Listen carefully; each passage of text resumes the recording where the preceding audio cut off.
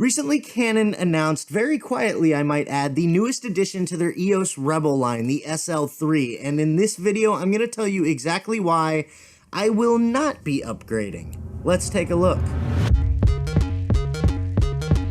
What's going on? Jay Lippman here. Welcome to yet another video. If you're new to the channel and you're into things like video editing, camera gear, and life as a full-time creator, make sure you subscribe to my channel and hit that bell so you can get notified whenever I upload a new video. Today we're talking about the Canon EOS Rebel SL3, the upgraded version of the camera that I've been using for the past year, the SL2. Just so you're aware, I'm looking more at the video capabilities. I do love photography, but this channel isn't about that. So if I find a video on the SL3 that has more to do with photography, I'll be sure to share it on Twitter. Okay, let's look at the SL3. Just like in the SL2, the SL3 is a 24 megapixel CMOS sensor, Canon's legendary dual pixel autofocus, and is one of the smallest and lightest DSLRs out there. In fact, this thing's smaller than the SL2, and the SL2 is pretty freaking small. The processor has been upgraded, so that's cool. The SL2 had the Digic 7 processor, while the SL3 has the Digic 8. It's actually kind of nice to see an upgrade there. Both cameras have the ability to shoot raw photos. I know I said I was only going to be looking at video specs, but I thought I'd throw that one in there for my fellow photographers. You're welcome. And both can be powered by Canon's LPE17 battery. Another feature that nobody really talks about is the fact that both cameras can actually shoot HDR video at 30 frames per second. This isn't something that I've tried. I've always really either shot in 24 or 60 frames per second, but maybe it's something I should test out. Maybe it's something I should do a video on. Is that something you'd be interested in?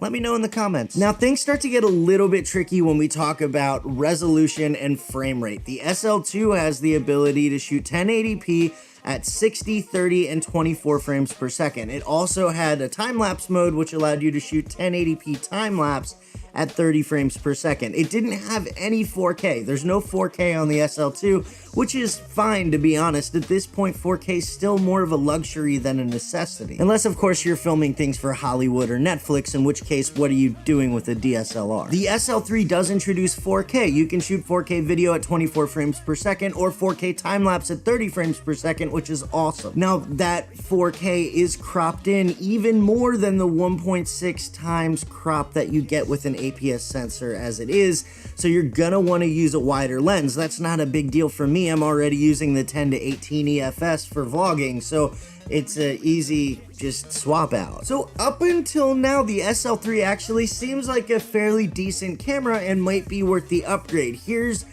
the problem. Here's why I will not be getting the SL3. For the second camera in a row, they did this with the RP as well, Canon has decided to take away 1080p at 24 frames per second. You can no longer shoot 1080 video at 24 frames per second. Now, sure, I could shoot 4K at 24 frames per second and scale it down to 1080 in post, which does look awesome, by the way. But then if I wanted slow motion, I'd have to switch over to 1080p at 60 frames per second, and there would be a noticeable loss in quality between my regular speed footage and my slow motion footage. And I gotta say, I'm concerned by this. When Canon did this same thing with the RP, I figured maybe the P stands for photography, and they figured photographers don't need 1080p at 24 frames per second. But the SL2 has always kind of been known as a great camera to introduce you into the world of filmmaking because it was an inexpensive camera, it was easy to jump to from using your cell phone,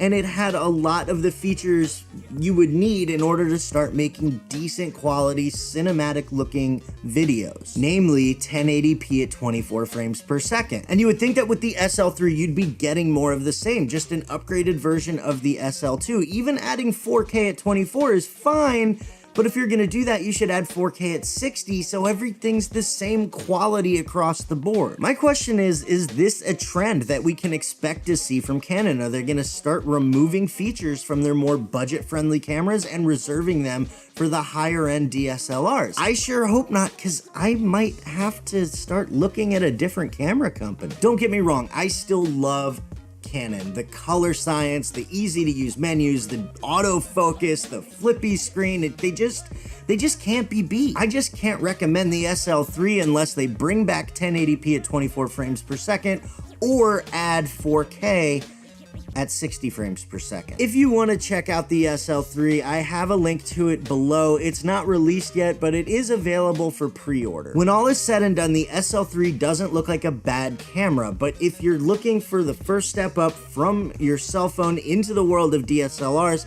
I still recommend the SL2. You're gonna save about 200 bucks and you'll end up with a great camera that's easy to use. So like this video if you enjoyed it, share it if you think your friends will enjoy it, and don't forget to subscribe and hit that bell if you haven't done so already. I'll be back Wednesday for a brand new live stream, but until then, thanks for hanging out and I'll talk to you later. See ya.